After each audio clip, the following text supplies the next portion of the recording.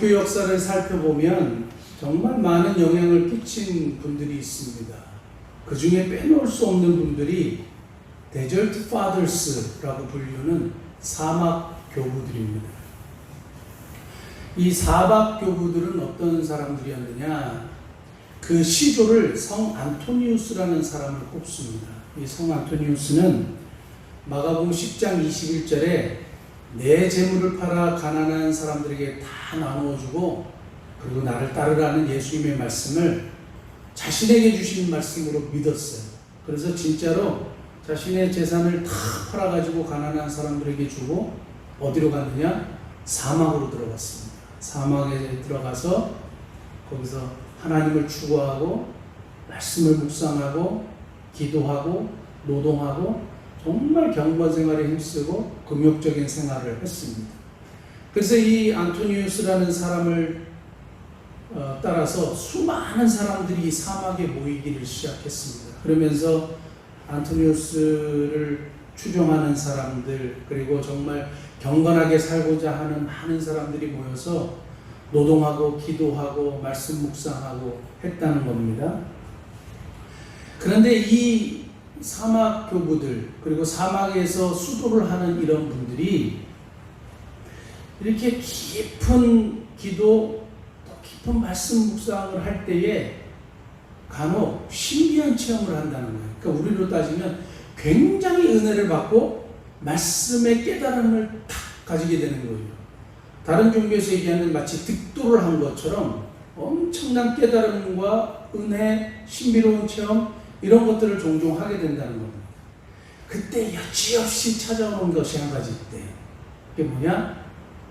사탄의 속삭임이라는 거예요. 어떤 속삭임이냐?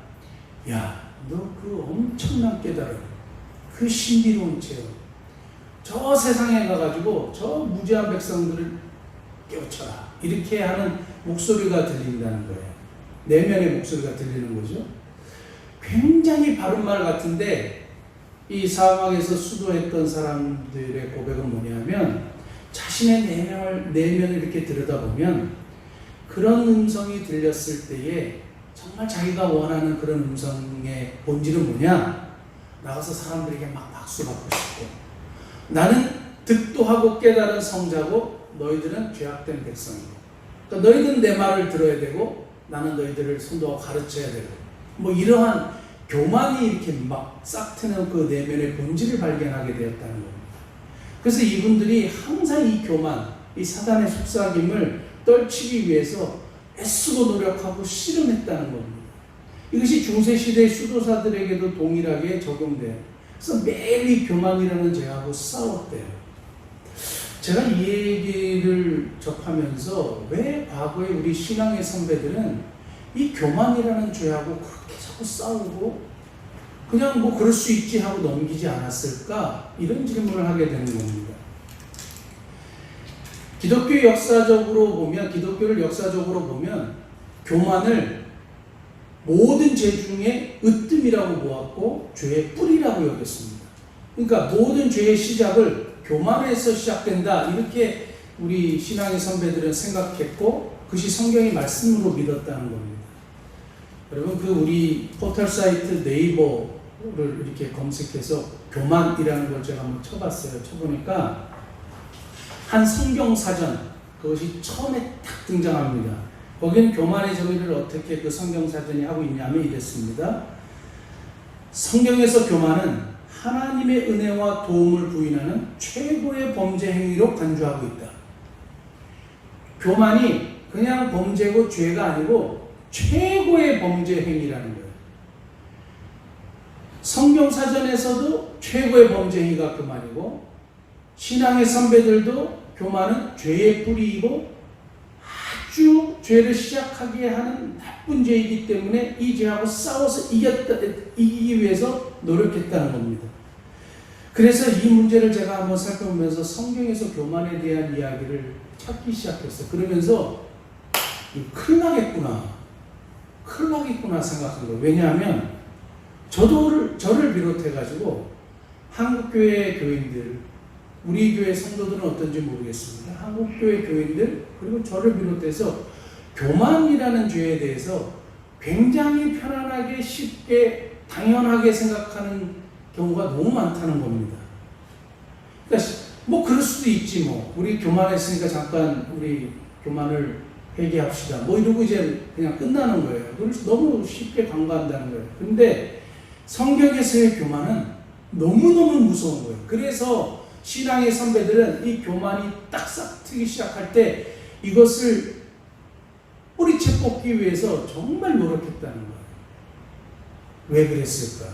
제가 그것을 찾는 겁니다. 그래서 오늘 특별히 사도행전 12장에 아주 재밌는 이야기를 하나 발견을 했습니다. 이미 다 알고 계시는 내용일 수 있지만 오늘 본문의 배경을 잠깐 설명하겠습니다.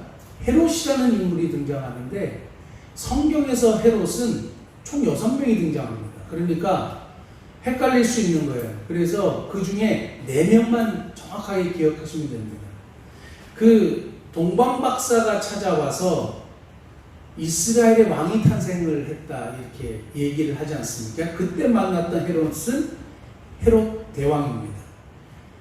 헤롯 대왕은 헤롯 가문의 시조라고 보시면 되고, 그래서 2세 이하의 남자들이 예수님 태어났을 때 다 죽이는 왕이 헤롯 대왕입니다. 그 다음에 두 번째 우리가 기억해야 될 헤롯은 헤롯 안티바 또는 헤롯 안티파스 이렇게 불리는 사람인데, 세례 요한은 목베어 죽인 사람. 그래서 헤롯 안티바는 헤롯 대왕의 아들입니다. 그 다음에 오늘 사도행전 12장에 예수님의 제자 야고보를 칼로 쳐서 죽여버린 왕이 헤롯 아그리파 1세, 헤롯 대왕의 손자입니다. 그래서 이 헤롯 아그리파 1세 교회를 굉장히 박해하고 베드로도 이제 잡아 죽이려고 감옥에 가두었던 왕이 이 헤롯 아그리파 1세. 그 다음에 우리가 기억해야 될 마지막 인물은 사도 바울이 아그리빠라는 사람 앞에서 복음을 전합니다.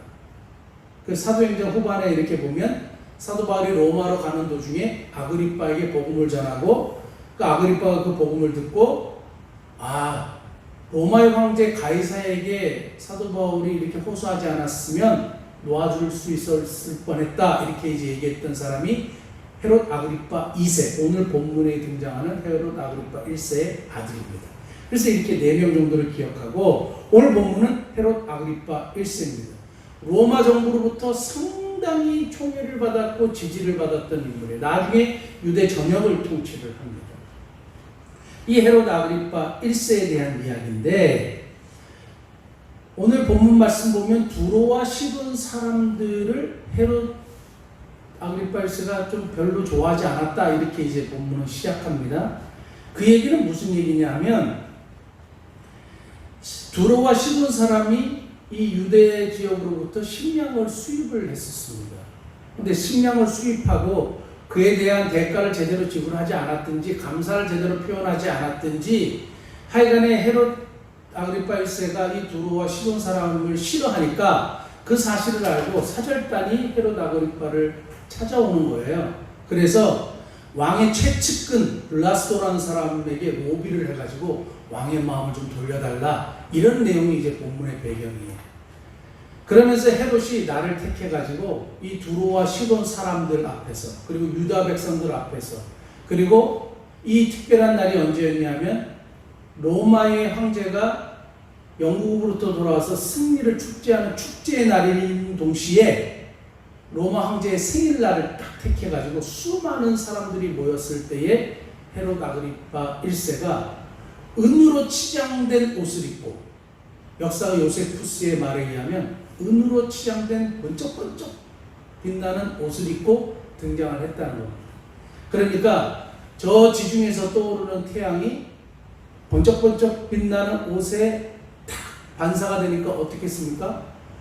휘황찬란하게 보이는 거죠. 그리고 거기서 일장연설을 하니까 아마 두로와 시돈 사람들이 아니었나 생각이 되고, 역사가 요세푸스는 아첨꾼들이 막 그랬다 이렇게 이제 얘기를 하는데, 우와 저거는 사람의 소리가 아니야 신의 소리야 이렇게 얘기를 했다는 거예요. 그런데 오늘 의사였던 누가, 본문을 기록했던 누가는 이 이야기를 어떻게 표현하고 있냐면 23절에 헤롯이 영광을 하나님께로 돌리지 아니하므로 주의 사자가 고치니 벌레에게 먹혀 죽었다, 이렇게 표현하는 거예요. 의사였던 누가는 병에 대해서 누구보다 잘 알았지만 병의 원인이나 병에 대해서 디테일하게 소개하지 않고 헤롯이 죽은 이유가 병에 걸려서 죽은 것은 맞지만 왜 죽었느냐? 하나님께 영광을 돌리지 않았기 때문이다, 이렇게 딱 선포하는 겁니다. 하나님을 무시하고 하나님을 경외하지 않았고, 그래서 예수님의 제자를 죽이고 사람들의 환심을 사려고 했던 이 헤롯 아그리파 1세의 가장 잘못된 점은 자신에게 돌아오는 영광을 하나님께 돌리지 않았기 때문이다, 이렇게 이제 누가는 이야기를 하는 겁니다. 그러니까 성경은 그걸 고발하는 거죠. 제가 복잡하게 오늘 본문의 배경을 설명했지만 헤롯이 죽은 이유가 뭘까요? 딱 한 단어로 얘기하면 교만이에요. 교만이에요. 그래서 헤롯은 결국에 이 요세푸스의 말에 의하면 갑자기 이 연설 이후에 복통이 찾아왔대요. 그래서 5일 동안 끔찍하게 이 고통을 호소하다가 죽었다는 겁니다. 이제 내장에 충이 생겨서 이 충이 내장을 갉아먹는 그런 병에 걸렸다고 보통 그렇게 추측을 하는데 그 병이 정확하게 무슨 병인지는 알려지지 않았습니다. 어찌됐든 간에 이 헤롯의 죽음의 이유가 교만이다, 이렇게 우리가 이해할 수 있습니다. 근데 이 교만이라는 것을 한번 처음부터 창세기부터 찾아보니까 인류 최초의 범죄가 교만이었어요. 교만이었어요. 성경 한 번만 찾아보겠습니다. 창세기 3장 5절. 창세기 3장 5절. 뱀으로 가장한 사단이 하와를 이렇게 유혹을 하죠. 너희가 그것을 먹는 날에는 너희 눈이 밝아져 하나님과 같이 되어 선악을 알 줄 하나님이 아십니다. 여기 아주 중요한 문구가 나와요. 하나님과 같이 되어 하나님처럼 될 것이다 라는 말에 유혹을 받았어요. 그리고 하나님처럼 되고 싶어서 선악과를 따먹은 거예요. 그래서 인류 최초의 범죄를 하나님처럼 되고 싶어하는 인간의 교만이다, 이렇게 보통 정의합니다. 그러니까 인류 최초의 범죄의 시작이 무엇으로부터 시작했느냐? 교만이에요. 교만이 엄청 무서운 겁니다. 교만은 하나님처럼 되고 싶어 하는 마음으로 가기 때문에 굉장히 무서운 거예요. 그러면서 또 성경을 쭉 찾아보다가 정말 너무 많은 교만에 대한 예가 있는데 제가 설교를 한 2번 정도 이분에 대한 이야기를 했어요. 참 이해하기 힘들었었습니다. 누구의 이야기냐? 다윗에 대한 이야기예요. 다윗의 인구조사가 사무엘하 24장하고 역대하 21장에 등장하는데 사탄이 다윗을 이렇게 막 충동질했어요. 유혹을 했어요. 그러니까 다윗이 그 유혹에 넘어가서 뭘 했느냐? 인구조사를 했어요. 인구조사를 했는데 이 인구조사가 끝나니까 하나님이 선지자를 통해서 너 3가지 중에 하나를 선택해, 이렇게 얘기합니다. 3년 동안 이 땅에 기근이 들든지, 그 다음에 일주일인가요? 3년 또 석 달을 적군에게 패해서 도망을 다니든지, 그 다음에 3일 동안 전염병이 걸리든지, 3가지 중에 하나 선택해. 도대체 뭘 그렇게 잘못했기 때문에 이 다윗이 이러한 벌을 받았을까요? 정말 이게 성경에서 참 궁금한 문제 중에 하나예요. 딱 이거예요. 교만이었어요. 자기도 모르는 사이에 어느새 사탄의 유혹을 받게 되니까 자기가 이루어놓은 것을 보고 싶은 거예요. 자기가 이루어놓고 자기가 성취했고 자기가 이루어놓은 이 휘황찬란한 놀라운 역사를 자기가 했다고 생각하고, 그래서 그 결과물을 보고 싶었고 그것을 인정받고 싶었던 거예요. 그게 뭐냐? 하나님처럼 되고 싶어하는 다윗의 내면의 교만이에요. 그 교만이 딱 발견되니까 하나님이 너 3가지 중에 선택해. 가만두지 않는 거예요. 무서운 거죠. 다윗은 성군이라고 칭송을 받는 인물이잖아요. 정말 훌륭한 사람이잖아요. 그런데 하나님이 이제만큼은 그냥 넘어가지 않으셨어. 너 3가지 중에 선택. 그래서 전염병을 선택을 했습니다. 그래서 7만 명이 죽습니다. 그러니까 사람들이 전염병에 걸려서 7만 명이 죽는 이런 일이 어디서부터 시작됐느냐? 다윗의 교만 때문에 발생했던 일이에요. 그래서 교만의 결국 사망이고 교만의 결국은 패망인 거예요. 무서운 겁니다. 그럼에도 불구하고 교만을 쉽게 생각하는 저 그리고 우리 교인들 생각하게 되는 거예요. 마치 이런 것 같은 거예요. 집에 맹독을 가진 독사가 한 마리 탁 들어왔는데 뭐 독사니까 물 수 있지 뭐 애들 방에 들어가는데 그냥 한번 물릴 수 있겠지 이렇게 생각하는 거죠. 사실은 말도 안 되는 거예요. 물리면 즉사하는 거예요. 죽는 거예요. 고통스럽게 죽는 거예요. 근데 그거를 마치 이렇게 생각하는 거예요. 에이 독사니까 물릴 수 있지 하는 것이 지금 저와 우리 모든 성도들이 교만을 대하는 방식이 아닌가. 그래서 경각심이 생기기 시작하고 이 교만의 심각성을 반드시 알려야 되겠다 하는 것이 오늘 설교의 핵심입니다. 그러면서 교만에 대해서 한번 쭉 살펴봤습니다. 살펴보면서 교만은 왜 문제냐? 그리고 도대체 교만의 결과는 뭐냐? 그 다음에 교만을 극복하는 방법은 도대체 뭐냐? 이렇게 세 가지로 나눠서 한번 살펴보겠습니다. 오늘 되게 내용이 많습니다. 근데 간단하게 제가 이야기를 하지만 한번 잘 집중해서 들어주시면 감사하겠습니다. 교만의 문제는 뭐냐? 첫째, 아까도 말씀드렸지만 하나님처럼 되고자 하는 것이기 때문에 교만은 굉장히 문제입니다. 하나님처럼 되고자 하는 인간, 그것이 누구의 유혹으로부터? 사탄의 유혹으로부터 하나님처럼 되고자 했어요. 교만의 근원이 누구냐? 사탄입니다. 교만의 근원은 사탄으로부터 시작했어요. 왜 사탄으로부터 시작했느냐? 이사야서 14장 12절 이하의 말씀과 에스겔서 28장 11절 이하의 말씀을 사탄에 관한 말씀으로 보통 받아들입니다. 자, 이사야 14장 12절 한번 보겠습니다. 너 아침의 아들 계명성이여. 여기서 계명성이라는 이 단어를 옛날 라틴어 성경에서는 그러니까 루시퍼라고 번역을 했고요. 킹 제임스 버전도 루시퍼라고 이렇게 딱 명명이 되어 있습니다. 그러니까 사탄의 이름을 루시퍼로 보죠.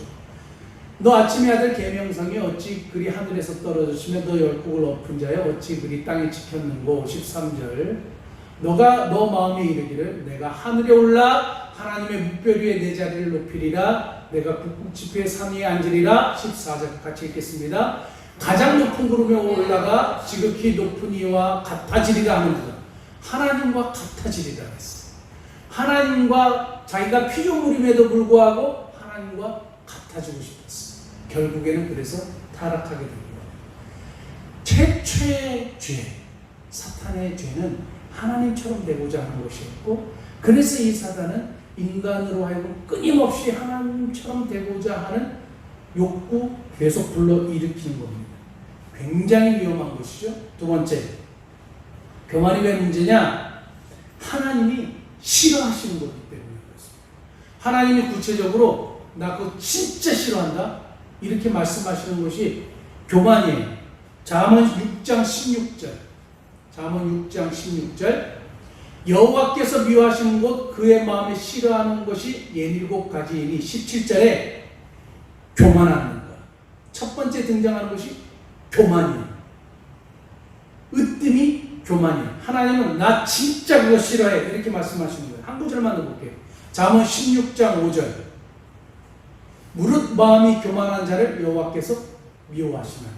하나님은 교만은 정말 싫어하시고 미워하신다고 그랬어요. 그러니까 이 미워하고 싫어하는 것을 앞에서 행하면 어떻게 할 것 같으세요?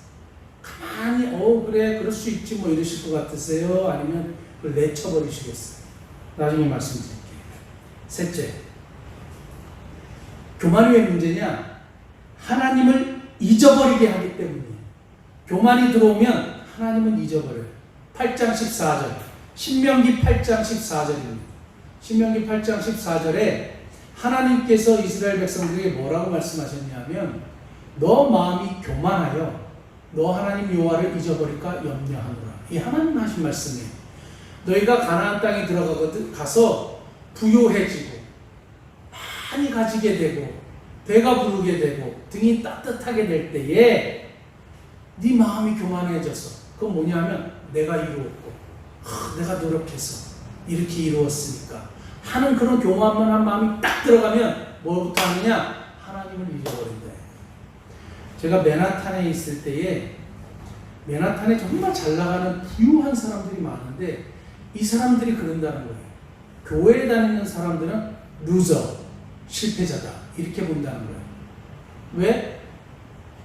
자기들은 너무 많은 것을 가지고 누리고 다 할 수 있거든요. 뭐 때문에 신을 의지하냐 이거예요. 뭐 때문에 하나님을 찾냐 이거예요. 이렇게 얘기했어요. 그런데 진짜 아이러니한 사건이 하나 발생했는데 9.11 테러 사건.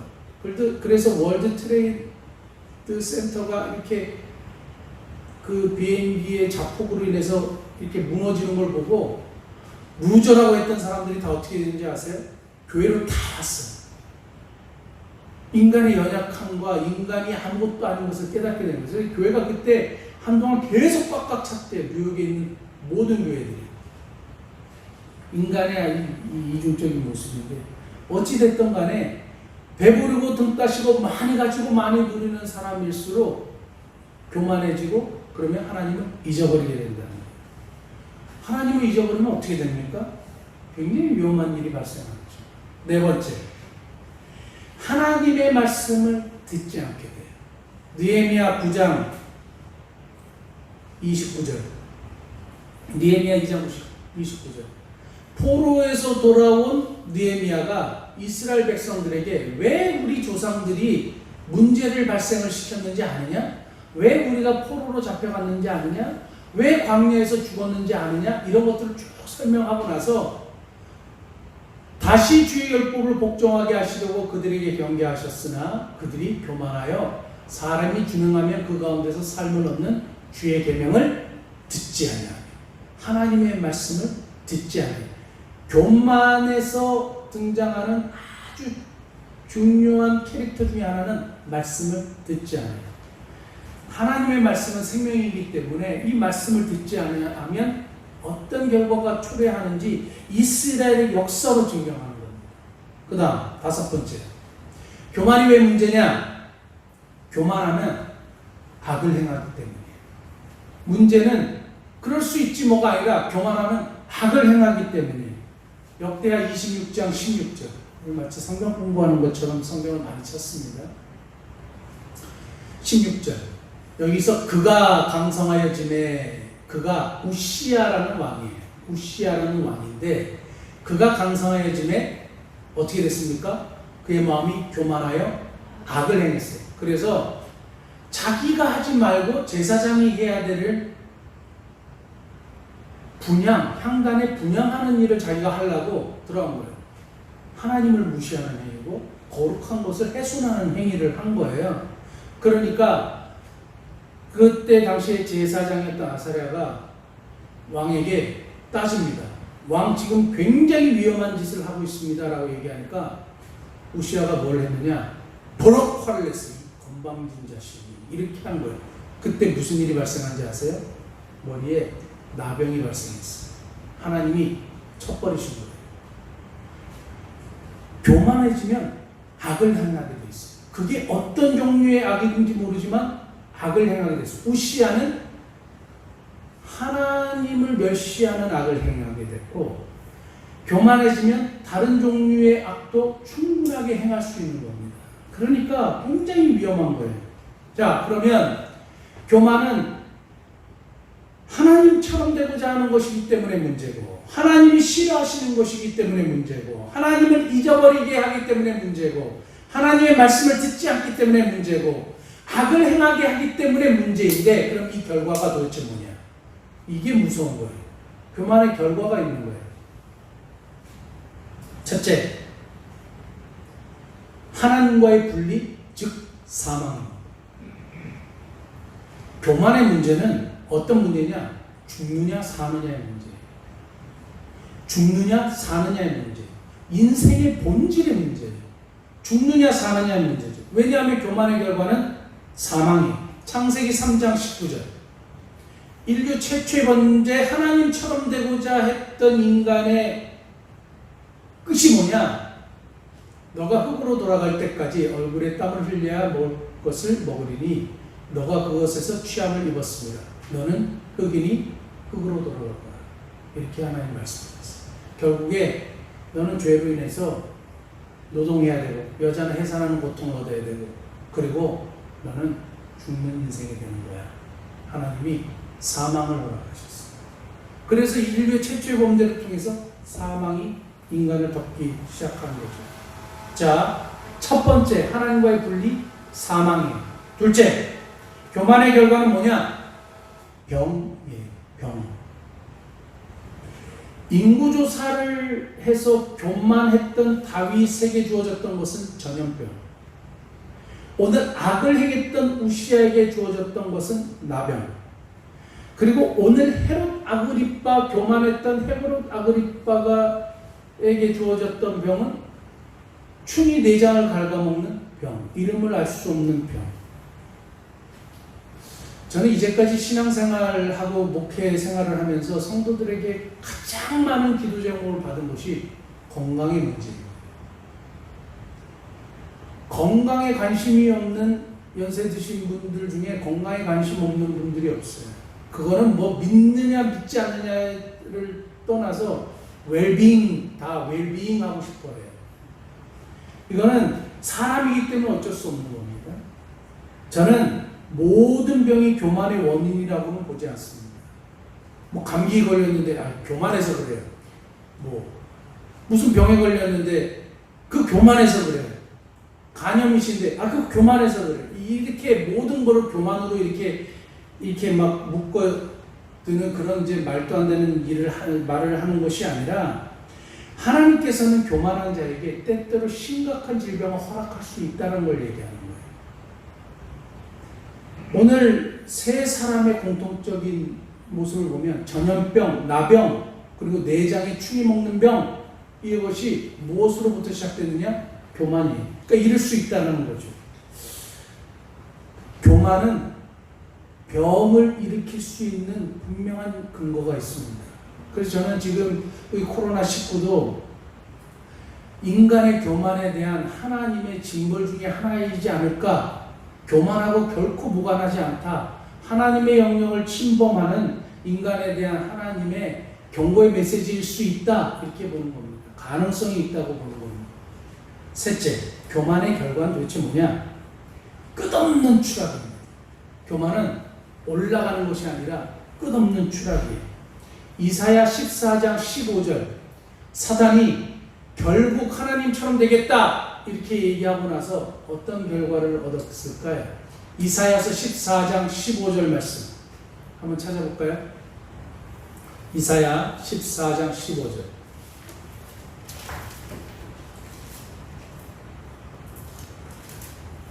그러나 이제 너가 쏠 곳 구덩이 맨 밑에 떨어짐을 당하리로다. 지옥 밑바닥까지 떨어진다. 하나님이 그렇게 경고하셨어요. 끝없는 추락에 끝을 알 수 없는 수월의 저 밑바닥 끝까지 추락한다 이 말입니다. 좀 쉽게 얘기하면 하나님은 교만한 자를 낮추시는 거예요. 다니엘서 4장 37절 한번 찾아보실까요? 다니엘서 4장 37절에 보면 느부갓네살 왕이라는 열국의 패자였던 느부갓네살 왕을 하나님께서 완전히 낮춰버렸어요. 그리고 느부갓네살 왕이 고백하는 거예요. 하나님은 교만한 자를 낮추시는구나. 고백하게 하셨어요. 끝없는 추락입니다. 교만의 결과는 끝없는 추락입니다. 그 다음에 교만의 결과 네 번째 뭡니까? 패망이에요. 패망. 망하는 겁니다. 잠언 16장 18절. 잠언 16장 18절. 잠언 16장 18절. 교만은 패망의 선봉이에요.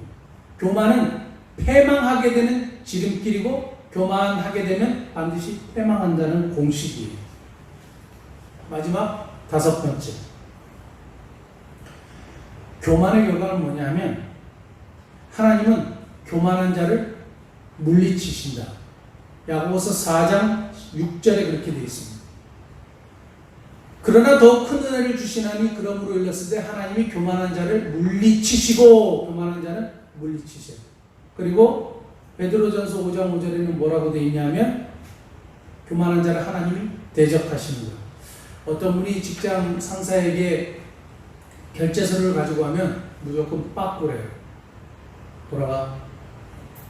안 돼. 그래서 직장 생활이 너무너무 어렵다는 거예요. 왜냐하면 직장의 상사가 그 사람을 물리치는 거죠. 대적하는 거죠. 하물며 천지의 주관자이신 하나님이 대적자로 딱 서시는 거예요. 이길 수가 없어요. 죽는 거예요. 끝장나는 거예요. 기도는 절대 응답되지 않아요. 교만한 자의 기도는. 그래서 무서운 겁니다. 이 결과예요. 그러면 마지막으로 이 교만을 어떻게 극복할 수 있느냐? 교만을 어떻게 극복할 수 있느냐?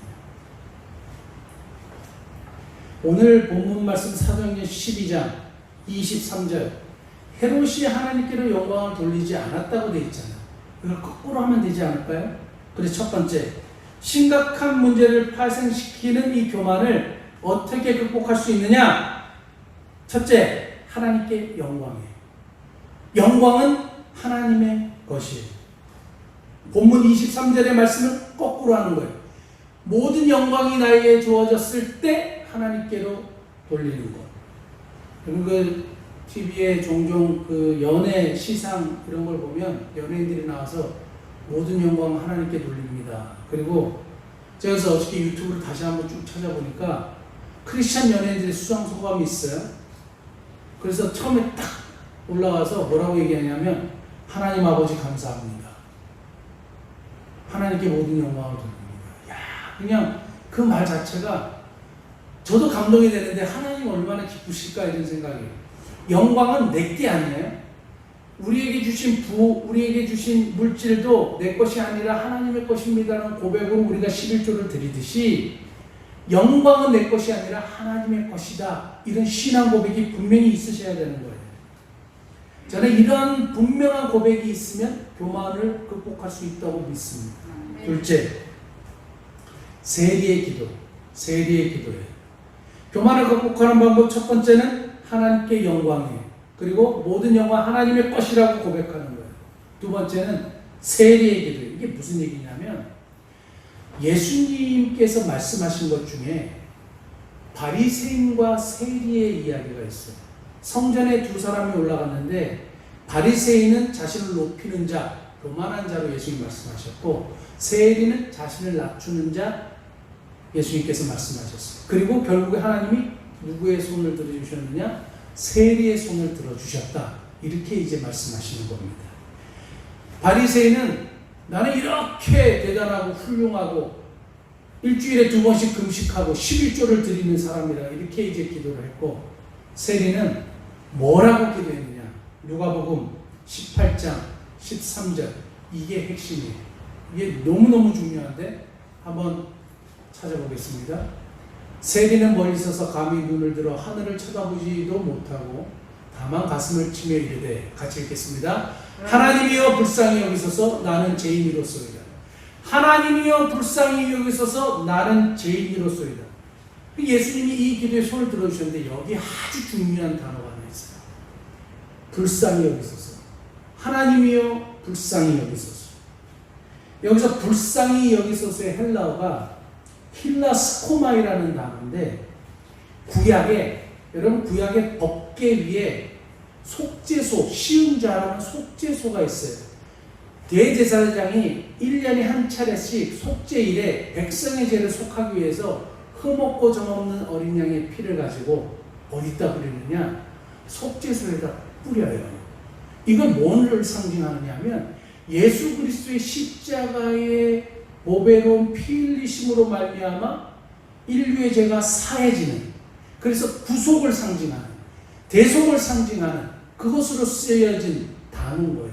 그러니까 이 불쌍히 여기소서라는 단어에 예수 그리스도의 십자가가 있는 거예요. 예수 그리스도의 십자가 외에는 나에게 소망이 없고 예수 그리스도의 십자가만이 나를 구원하실 수 있으며 예수 그리스도의 십자가를 통해서만 나의 죄가 사하실 수 있다는 사실을 고백하는 놀라운 신앙의 고백인 거예요. 여기에는 복음이 있는 거죠. 그래서 하나님이여 나를 불쌍히 여기십시오. 예수 그리스도의 십자가 외에는 나를 구원할 것이 아무것도 없습니다. 예수 그리스도의 피 흘리심을 통해서만 내 죄가 사해질 수 있습니다. 나를 불쌍히 여기셔서 나는 죄인입니다. 이 신앙의 고백, 진정한 회개, 이러할 때 교만을 극복할 수 있는 거예요. 여러분들의 기도에 항상 그 중간에 핵심에 하나님의 불쌍히 여기소서. 예수 그리스도의 십자가의 공로 외에는 나를 구원할 것이 아무것도 없습니다. 고백하는 저와 여러분들 되실 수 있기를 주님의 이름으로 축원합니다. 마지막 세 번째. 예수님의 마음이요. 교만을 어떻게 극복할 수 있느냐? 예수님의 마음이요. 교만의 근원이 마귀, 사탄이라면 겸손의 근원은 누구일까요? 예수님이에요. 잠언은 항상 겸손과 교만을 상대적인 의미로 썼습니다. 그러니까 성경은 교만의 반대는 겸손인 거예요. 그 겸손의 근원이 누구냐? 예수 그리스도. 나는 마음이 온유하고 겸손하니 내게 와서 배우라. 사도 바울은 빌립보 교인들에게 뭐라고 얘기했냐면 빌립보서 2장 5절 이하에 이 마음을 품으라. 그리스도 예수의 마음이다. 이 마음을 품으라. 그리스도 예수의 마음이다. 예수 그리스도의 마음을 품을 때 저는 교만을 극복할 수 있다고 확실히 믿는 사람 중에 한 사람입니다. 예수님의 마음은 비우는 마음, 예수님의 마음은 낮추는 마음, 예수님의 마음은 복종하는 마음이라고 얘기해요. 비우는 거예요. 지난주에 말씀드렸던 욕심을 비우는 거예요. 내 안에 가득 차 있는 세상적인 것을 자꾸 비워내는 거예요. 아마 사막의 교부들도 그렇고 중세의 우리의 신앙의 선배들이 그렇게 싸웠던 것은 뭐냐면 자꾸 자신을 비워내는 거예요. 자신의 욕심으로부터 비워내는 거예요. 여러분, 놀라운 역설이 뭔지 아세요? 비워야 채워져요. 비우지 않으면 채워지지 않아요. 하나님의 은혜를 원하면서 내 속에 계속적으로 욕심이 가득 차 있으면 절대 더 이상 다른 것이 채워지지 않습니다. 비워야 하는 거예요. 예수님의 마음, 비우는 마음. 둘째는 예수님의 마음은 낮추는 마음이에요. 자신을 끊임없이 낮추는 거예요. 하나님의 보좌를 버리고 이 땅에 내려오시는 그 낮춤이요. 자신을 계속적으로 낮추는 거죠. 제가 친하게 지내는 서울대 교수님 한 분 계신데요. 이 서울대 교수님을 처음 만났을 때가 기억나요. 자신을 소개하실 때 뭐라고 얘기했냐면 저는 교실에서 학생들을 가르치는 선생님입니다. 이렇게 얘기하는 거예요. 그래서 저는 그냥 선생님이신가 보다 이렇게 생각했어요. 나중에 알고 보니까 이분은 서울대에서 그 분야에 우리나라의 국보급 학자로 불리우는 분이에요. 그런데 저는 교실에서 학생을 가르치는 선생님입니다. 이렇게 얘기하는 거예요. 그런 분들은 대하기가 참 편하고 참 좋아요. 그런데 제가 또 어떤 교수님을 한 번 만났는데 그분하고는 더 이상 가까워지질 않았어요. 본인을 소개할 때 뭐라고 얘기했냐면 자신은 대학의 학장 출신이고 대학의 모든 요직을 두루 거쳐서 이렇게 상당히 급이 있는 사람이다. 그래서 나중에 그 학교를 제가 물어봤어요. 학교를 물어봤더니 처음 듣는 학교예요. 아주 지방의 겸손한 대학교. 어느 누구도 이렇게 잘 하는 학교가 아니에요. 그러니까 이상하게 정말 벼는 익으면 익을수록 고개를 숙인다고 하는데 예수님의 마음을 품는 사람들은 자신을 잘 낮출 줄 아는 것 같아요. 그 결국에는 그런 사람들은 하나님이 높여주세요. 근데 우리도 모르게 무슨 심리인지 사단의 유혹인지 우리 내면의 본성이 그런지 자꾸 자기를 높이려고 해요. 교만의 발로죠. 낮추는 거예요. 예수님의 마음은 낮추는 거예요. 가장 높으셨던 그분이 자신을 가장 낮게 낮추셨어요. 복종하는 마음은 사람에게 복종하고 목사에게 복종하고 이런 개념이 아니고 하나님의 말씀, 하나님의 뜻, 하나님의 섭리에 복종하는 거죠. 예수 그리스도께서 하나님의 뜻에 복종하셔서 십자가의 구원을 이루셨듯이 우리도 하나님의 뜻, 하나님의 말씀에 복종하는 삶을 사는 것, 예수님의 마음을 품으면 이 교만을 극복할 수 있습니다. 교만은 치명적이고 죽느냐 사느냐의 문제입니다. 예수님의 마음을 품는 저와 여러분 되실 수 있기를 바랍니다. 자, 영광은 하나님의 것임을 날마다 고백하는 우리들이 되게 하옵소서. 세례의 기도를 드리는 저희들이 되게 하옵소서. 예수님의 마음을 품음으로 교만을 극복하게 하옵소서 기도하고 나아가시는 우리 모든 성도들 되시기를 예수님을 부르고 축복합니다.